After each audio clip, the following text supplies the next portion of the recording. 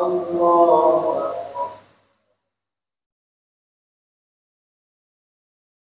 الله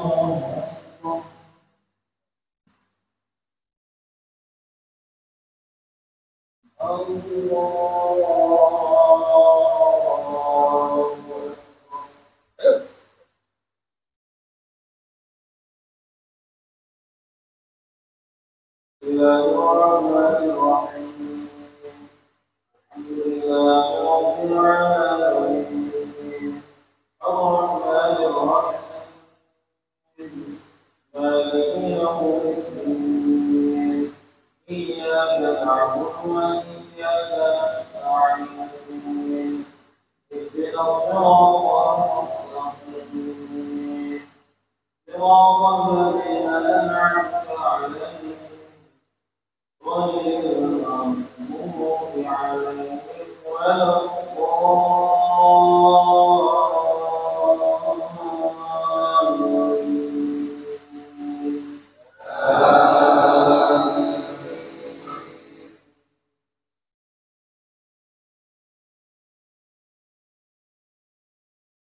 إن شر الدواب عند الله الذين لا يعقلون ولو علم الله فيهم خيرا لأسمعوا ولو أسمعوا لأسمعوا الأرض هم معرضون يا أيها الذين آمنوا استجيبوا لله وللرسول إذا دعاكم لما يحييكم واعلموا أن الله يحول بين المرء وقلبه وأنه إليه تحشرون واتقوا فتنة لا تصيبن الذين ظلموا منكم خاصة واعلموا أن الله شديد العقاب. الله أكبر. سمع الله لمن حمده اللهم اهدنا فيمن هديت وعافنا فيمن عافيت وتولنا فيمن توليت وبارك لنا فيما أعطيت وقنا شر ما قضيت.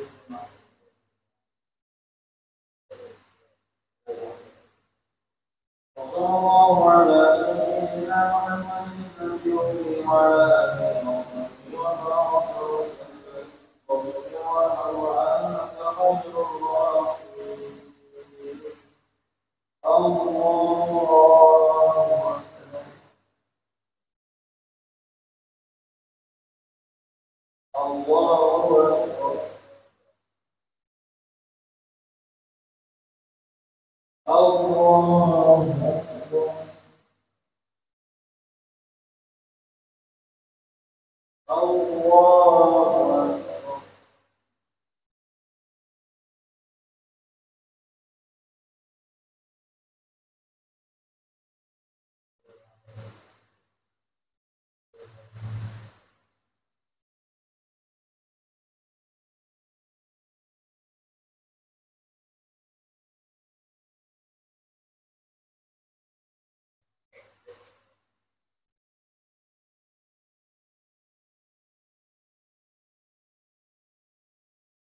السلام عليكم ورحمة الله. السلام عليكم ورحمة الله.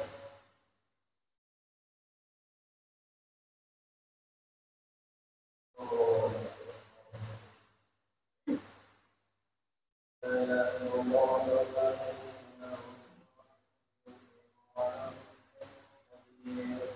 لا إله إلا هو لا إله إلا الله.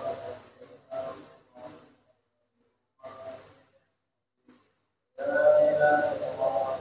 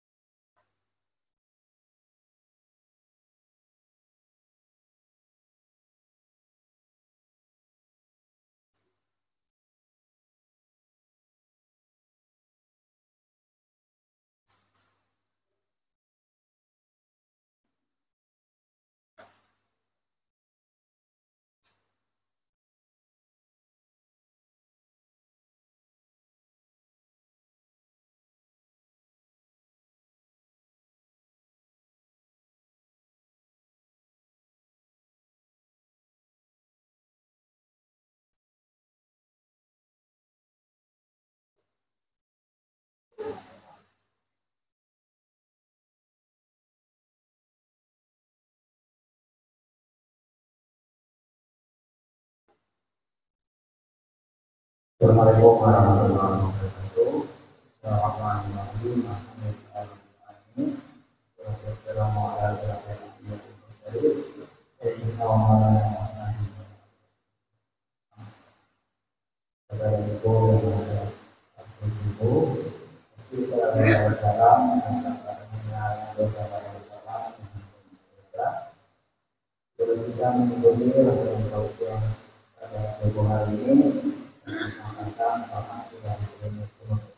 Bismillahirrahmanirrahim. Semoga pelayanan berobat dari belakang tadi sampai 20 jam.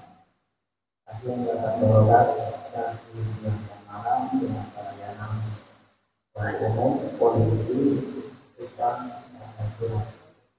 Baik teman sekalian, bagaimana biasanya kita mengikuti kuliah dulu. Insyaallah pada kesempatan ini akan sampaikan mengenai orang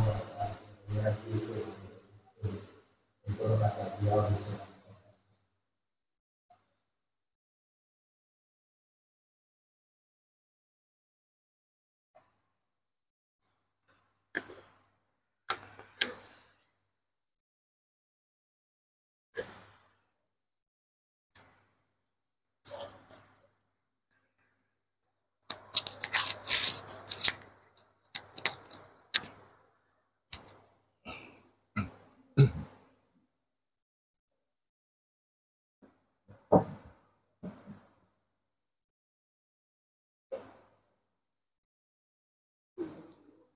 Assalamualaikum warahmatullahi wabarakatuh. Bismillahirrahmanirrahim. Alhamdulillahi hamdan wafiyan bi ni'amih mukafiyan bi mazidih. Wassalatu wassalamu ala sayyidina Muhammadin wa alihi wa sahbihi wa junudih. Amma ba'du fa ya ayyuhal hadirun wa hadirat rahimakumullah. Usikum wa nafsi bi taqwallahi faqad fazal muttaqin. Ibu, bapak dan saudara kaum muslimin jamaah sholat subuh di Masjid Raya Darussalam, juga para pendengar radio Darussalam Samarinda dimanapun Anda berada, rahimakumullah. Alhamdulillah kita telah memasuki hari yang ke-8 dalam bulan Ramadan ini. Saya kira masih relevan apabila kita ingat kembali apa yang disampaikan oleh Rasulullah SAW ketika masuk bulan Ramadan. Beliau menyatakan, ayyuhan nas, qad adallatkum syahrun azim. Wahai manusia, kalian dilindungi, dinaungi oleh bulan yang agung.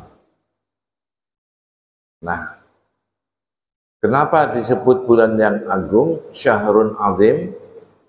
Yang pertama adalah syahrun mubarak. Dikatakan syahrun azim karena bulan ini penuh dengan berkah. Yang Sabtu yang lalu, kalau saya tidak salah ingat, sudah menyampaikan bahwa berkah Ramadan ini dinikmati bukan hanya oleh orang yang beriman. Bahkan mungkin mereka mendapatkan berkah dari Ramadan ini karena dagangannya semakin laris. Apalagi nanti menjelang Lebaran. Jadi syahrun mubarak. Syahrun fihi lailatun khairum min alfi syahr. Bulan yang di dalamnya ada suatu malam yang lebih baik dibanding dengan 1000 bulan. Itulah yang disebut dengan Lailatul Qadar. Hanya yang sering saya ingatkan, Lailatul Qadar itu adalah waktu.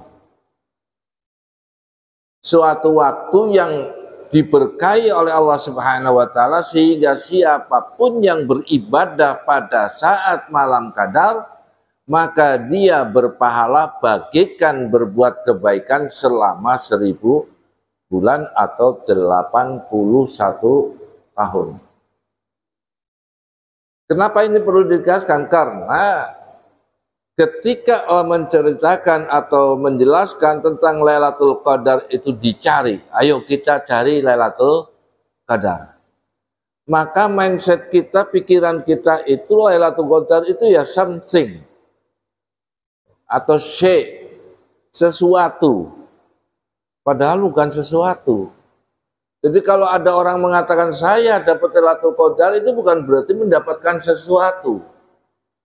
Tetapi saya mendapatkan Lailatul Qadar karena pada malam itu saya sedang beribadah, kemudian ada tanda-tanda bahwa malam itu adalah malam Qadar. Jadi nggak ada sesuatu itu. Tanda-tanda Lailatul Qadar yang kemudian pas dia sedang beribadah misalnya atau berbuat kebaikan, ini akan berdampak selesai Ramadan, kemudian meningkat amal kebaikannya. Itu tanda orang mendapat Lailatul Qadar. Jadi saya ulangi lagi, bahwa Lailatul Qadar itu bukan sesuatu, tetapi saat atau waktu di mana Allah memberikan berkah sedemikian rupa. Hadirin hadirat rahimakumullah. Kemudian Lailatul Qadar itu kapan? Banyak yang mengatakan tanggal 27 Ramadan. Tapi kalau ada penetapan ini berarti kita tidak perlu mendapat perintah mencari. Karena sudah ketahuan tanggal 27 Ramadan. Maka para ulama berbeda pendapat, ya, puluhan pendapat tentang ini. Ada yang mengatakan fi awakhiri syahri Ramadan. Pokoknya 10 hari terakhir bulan Ramadan itulah Lailatul Qadar. Di antaranya ada Lailatul Qadar. Yang ini ditandai dengan kebiasaan Rasulullah Shallallahu Alaihi Wasallam sebagaimana yang disampaikan oleh Aisyah radhiyallahu anha. Dan Nabi Shallallahu Alaihi Wasallam idza dakhala ashral awakhir min Ramadan sadda mi'zarahu wa ahya layaliyahu wa ayqadha ahlahu. Jadi Aisyah radhiyallahu anha itu menyampaikan kepada kita bahwa apabila masuk 10 terakhir bulan Ramadan, maka Nabi akan mengencangkan sarungnya, membangunkan keluarganya dan menghidupkan malamnya. Diharapkan selama 10 hari itulah di situ ada Lailatul Qadar. Dan alhamdulillah di Masjid Raya ini juga nanti insya Allah dimulai tanggal 21 akan ada sahur bersama di sini, didahului dengan sholat malam, walaupun bukan saya yang memimpin, tapi saya tahu kalau ada acara itu, dan itu sangat baik kalau diikuti, terutama mohon maaf para manula. Kenapa harus manula? Anak muda juga bagus, yes, anak muda juga bagus. Tapi terutama kaum manula karena tidak terbebani oleh kebutuhan harian. Kalau masih muda kan punya tanggung jawab anak, istri itu kan. Jadi masih cari uang sebanyak-banyaknya menghadapi lebaran, uangnya minta bekal ini itu. Kalau yang sudah tua, sudah manula, kan lebih banyak ongkang-ongkang karena makan kebutuhan bagi yang anaknya soleh ini, anaknya yang memenuhinya. Tapi kadang-kadang ada orang tua juga yang saya nggak butuh itu bantuan anak, saya masih kuat untuk mencari uang, yaitu sifat pribadi masing-masing. Hadirin hadirat rahimakumullah. Kemudian ada juga yang menyatakan bahwa betul di 10 hari terakhir, tetapi khusus untuk tanggal ganjil. Jadi tidak setiap malam, kalau malam genap ya nggak ada, adanya malam ganjil. Jadi tinggal dipilih tanggal malam 21, 23, 25, 27 atau 29. Tapi kita juga nggak bisa milih, itu kehendak Allah. Sehingga pada malam-malam itu karena diduga akan ada Lailatul Qadar, sebagian masyarakat pada malam itu bikin, kalau bahasa kami, ambengan. Ya, nasi, ada lauk-lauknya, disampaikan atau diberikan kepada orang yang tarawih. Maksudnya apa? Supaya malam itu malam istimewa, malam yang ganjil itu, siapa tahu pas lagi bersedekah makanan untuk orang yang tarawih itu pas malam Qadar. Tapi ada juga seperti Umar bin Al-Khattab radhiyallahu anhu mengatakan Lailatul Qadar itu ya sepanjang bulan Ramadan. Dan pendapat ini sangat positif menurut saya karena orang menjadi cancut taliwondo, ya, menjadi giat di dalam beribadah, bukan hanya nanti akhir Ramadan, tetapi sejak awal Ramadan sudah giat ibadah. Sebab khawatir nanti tahu-tahu tanggal 3 ada Lailatul Qadar. Dan Umar bin Khattab menyatakan sirrun min asrarillah. Jadi itu salah satu rahasia dari Allah yang sengaja untuk tidak disampaikan supaya kita giat terus gitu. Kemudian berikutnya, ja'alallahu siyamahu faridah wa qiyama layalihi nafilah. Allah menjadikan bulan yang agung ini siangnya puasa menjadi wajib, sedangkan malamnya sholat malam itu sunnah. Yang ingin saya sampaikan bahwa ini wajib. Sebelumnya kewajiban umat Islam berpuasa itu hanya 1 hari, yaitu tanggal 10 Muharram.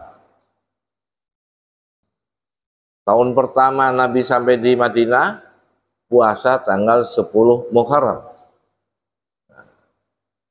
Kewajiban ini juga sejarah turunnya kewajiban adalah ketika Nabi melihat orang-orang Yahudi pada puasa, kemudian Nabi bertanya, ada apa kok puasa? Jawab mereka, hadza yaumun najallahu fi Musa an aduwih. Hari ini adalah hari di mana Nabi Musa itu diselamatkan dari kejaran musuhnya. Jadi Nabi Musa itu diselamatkan berarti pada tanggal 10 Muharram. Kemudian Nabi bersabda, ana ahaqqu bi Musa minkum, saya lebih berhak mengikuti Nabi Musa dibanding dengan kalian. Fasamahu wa amara bisyamihi.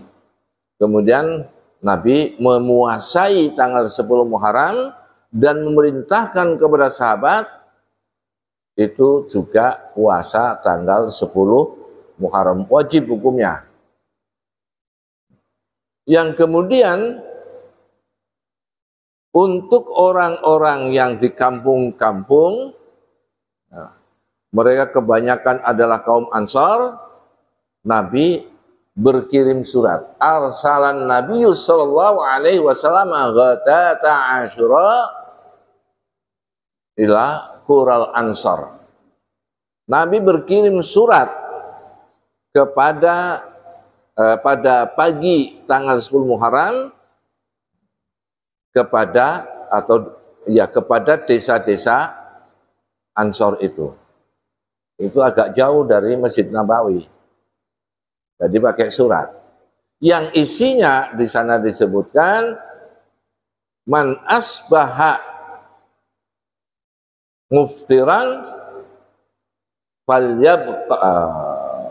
falyutim baqiyata yaumihi. Yang pagi ini tidak puasa, ya teruskan, tapi harus puasa nanti lain hari. Wa man asbaha shaiman falyasum. Kalau pas hari itu lagi puasa, ya teruskan puasa.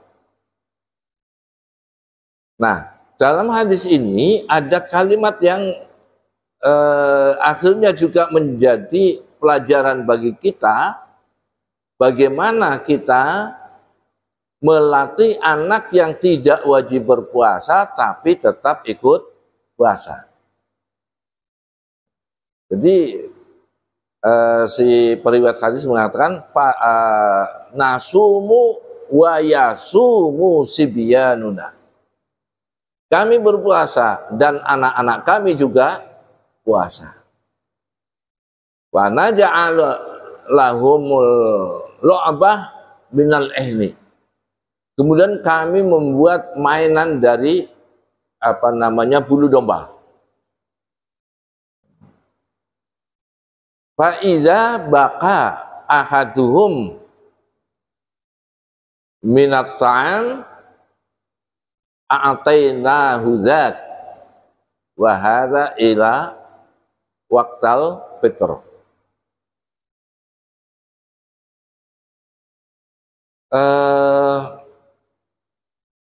Kemudian kami membuat mainan dari bulu domba. Nanti apabila anak ada yang menangis karena lapar, kami berikan mainan itu, dan itu sampai saatnya buka puasa. Jadi pelajaran di sini adalah anak kecil yang belum wajib puasa tetap ikut puasa. Kemudian ada strategi supaya anak itu tidak lapar, diberi mainan. Sebab kalau orang lagi seneng itu biasanya lupa lapar. Saya masih ingat waktu kecil dulu, kalau puasa itu bikin mobil-mobilan, ya. Kemudian didorongnya mobil-mobilan itu sampai keluar desa gitu, nanti di bawah pohon bambu atau apa yang teduh, ya, istirahat di situ, mainan lagi, jadi lupa. Dari kalau bahasa orang Sundanya ngabuburit, ya, jalan-jalan untuk menghilangkan rasa lapar. Hadirin hadirat rahimakumullah. Nah, makanya baik sekali apabila putra-putri ibu yang belum dewasa, belum wajib puasa, tetap diajak puasa. Dan strateginya, karena dulu itu belum ada HP, ya dikasih mainan itu. Kalau sekarang ada HP, ya kasih HP aja. Cuma yang perlu diingat, HP-nya harus disetting khusus game anak. Jangan ada konten-konten yang orang dewasa. Itu boleh demi untuk mendidik anak. Hadirin hadirat rahimakumullah. Jadi tadi saya ingin menyampaikan Ramadan itu baru wajib pada tahun kedua Hijriah. Begitu turun ayat A'udzubillahi minasyaitonirrajim. Ya ayyuhalladzina amanu kutiba alaikumusyamu kama kutiba alal ladzina min qablikum la'allakum tattaqun. Maka puasa wajib dipindah menjadi bulan Ramadan dan sebulan penuh. Bagaimana nasib puasa yang 10 Muharram? Tentu teramandemen oleh kewajiban baru. Dalam bahasa usul fikihnya dinasah. Jadi ayat yang menunjukkan kewajiban puasa Ramadan disebut nasih, dan hadis yang menyebutkan puasa wajib tanggal 10 Muharram mansuh. Ya, mansuh itu dibatalkan. Hanya kemudian pembatalannya bukan dibatalkan menjadi tiada. Sehingga para ulama ada yang mengatakan puasa 10 Muharram itu sudah tidak wajib karena sudah ada puasa Ramadan. Satu. Yang kedua mengatakan puasa itu tetap dianjurkan dilaksanakan, cuma menjadi sunnah. Jadi sunnah tanggal 10 Muharram. Namun kemudian setelah berlangsung beberapa tahun, umat Islam resah. Karena apa? Orang Yahudi nyinyir. Maksudnya apa? Mereka mengatakan orang Islam itu cuma nyontek-nyontek aja. Kami puasa 10 Muharram, ikut-ikutan. Kan nggak enak dikatakan ikut-ikutan. Ngadu sama Rasulullah, ya Rasulullah, ini orang-orang Yahudi pada nyinyir begini. Ya udah, nanti tahun depan puasanya tanggal 9. Supaya mereka nggak nyinyir. Maka kemudian ulama ada yang mengatakan 10 Muharram sudah nggak ada, yang ada tanggal 9. Alasannya tadi. Tapi ada juga yang mengatakan tetap tanggal 10. Kenapa? Yang direncanakan oleh Rasulullah SAW puasa tanggal 9 ternyata belum dilaksanakan, keburu wafat di bulan Maulid. Makanya ada orang tanya, guru sekumpul kok ada haul? Nabi kok nggak ada haul? Maka perlu diketahui bahwa kelahiran Nabi dengan wafatnya Nabi itu pada bulan yang sama. Sehingga kalau memperingati Maulid, ya otomatis memperingati haul. Hadirin hadirat rahimakumullah. Ya, kemudian ada lagi yang mengatakan puasanya itu tanggal 9 dan 10. Alasannya apa? Ya, masalahnya yang tanggal 9 kan udah direncanakan walaupun belum dilakukan. Nah, kok tanggal 10? Tanggal 10 itu kan baru rencana untuk diganti tanggal 9, tapi kan belum diganti. Maka kebanyakan umat Islam puasa sunnah bulan Muharram bukan tanggal 10 saja, tetapi tanggal 9, 10. Masih ada juga yang punya pendapat baru lagi. Itu kan genap. Allah itu maha ganjil. Lengkapi aja 3 hari. Jadi ada yang mensunnahkan puasa 9, 10, 11. Nah, ini sejarah puasa. Hanya mungkin kurang populer ini puasa Asyura itu. Kenapa? Enggak seperti puasa Arafah. Kalau puasa Arafah itu populer. Karena menjelang haji, ada keluarganya yang haji, ingat. Nah, jadi, oh ya ini puasa sunnah tanggal 9 yang wajib bagi orang yang tidak sedang melakukan haji. Bukan wajib, sunnah. Bagi orang yang sedang melakukan haji malah haram puasa. Mereka ada di Arafah sedang berdoa. Hadirin hadirat rahimakumullah, nanti yaumun azim. Kemudian disebutkan berikutnya wa huwa yaumul musawah, syahrul musawah, bukan yaum. Dan bulan Ramadan itu adalah bulan kesetaraan, setara. Kenapa dikatakan bulan setara? Karena di bulan ini orang kaya, orang miskin sama-sama merasakan lapar. Tidak kemudian misalnya saya kan orang kaya, sahurnya itu pakai makanan yang enak-enak, udah gitu minumnya susu, udah gitu pakai buah-buahan, udah gitu pakai suplemen yang harganya mahal itu. Berarti nggak bakalan lapar, tetap kelaparan. Walaupun sahurnya lebih, orang yang melarat yang makannya pas-pasan, ya sama. Jadi dikatakan syahrul musawah, di bulan inilah ada kesetaraan antara rakyat dan pejabat dalam masalah menahan lapar. Kemudian bulan ini juga disebutkan syahrus sabri, bulan kesabaran. Karena kita diuji kesabaran kita menunggu sampai sore menahan lapar itu. Biar ada makanan seperti apa, tetap aja nggak mau makan. Padahal seandainya makan, kemudian dilap, kemudian ngaku seperti orang puasa lagi, ya orang nggak tahu. Tapi tetap aja orang nggak mau makan karena imannya, karena dia sedang melakukan puasa.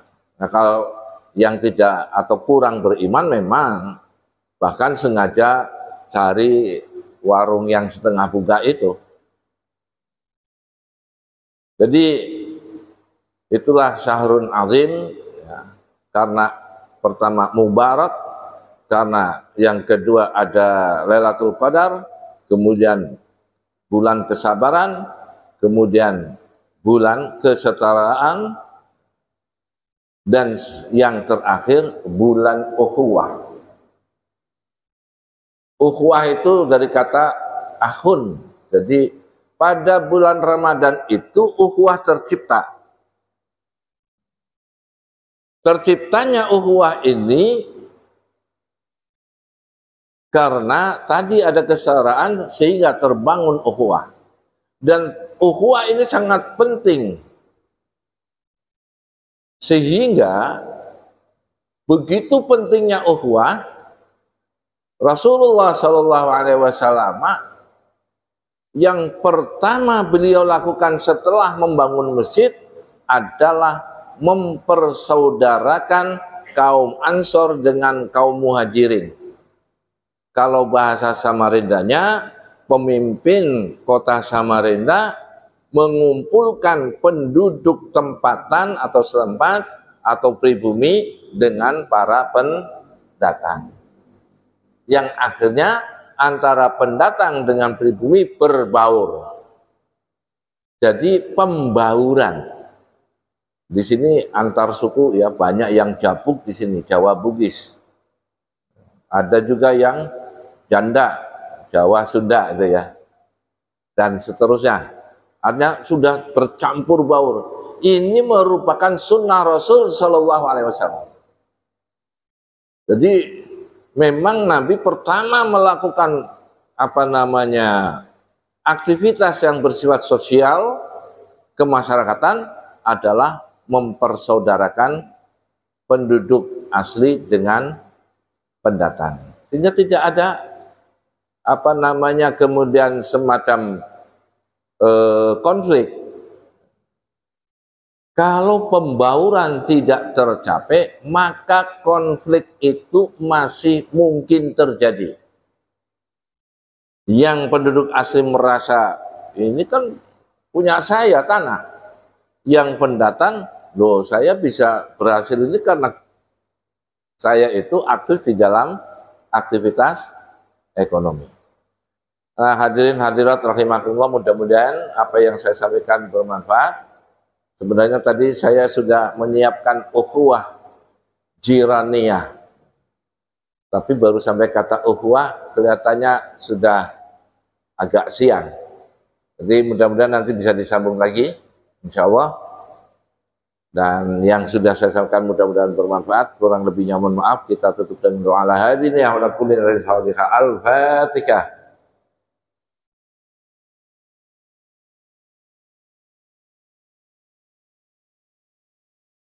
Allahumma shalli ala Muhammadin nabiyil ummi wa ala alihi wa sallim taslima. Allahumma lakal hamdu wa ilaikal mustaqim wa antal musta'an wa hawla wa la quwwata illa billahil aliyyil azim. Allahumma anfa'na fima 'allamtana wa 'allimna bima yanfa'una. Rabbana arinal haqqa haqqan warzuqna ittiba'ahu wa arinal batila batilan warzuqna ijtinabah. Rabbana ighfir lana ma akhtana wa ma ta'ammadna wa ma asrarna wa ma a'lanna wa ma anta 'alamu bihi minna antal muqaddim wa antal muakhir la ilaha illa anta. Rabbana atina fid dunya hasanatan wa fil akhirati hasanatan wa qina adzabannar. Wa sallallahu ala sayyidina Muhammadin nabiyil ummi wa ala alihi wa sahbihi wa sallam taslima. Walhamdulillahi rabbil alamin. Taqabbalallahu minkum. Wallahu muwaffiq ila aqwamit thoriq. Wassalamualaikum warahmatullahi wabarakatuh. Allahumma shalli ala Muhammad. Allahumma shalli alaihi wa sallim. Allahumma shalli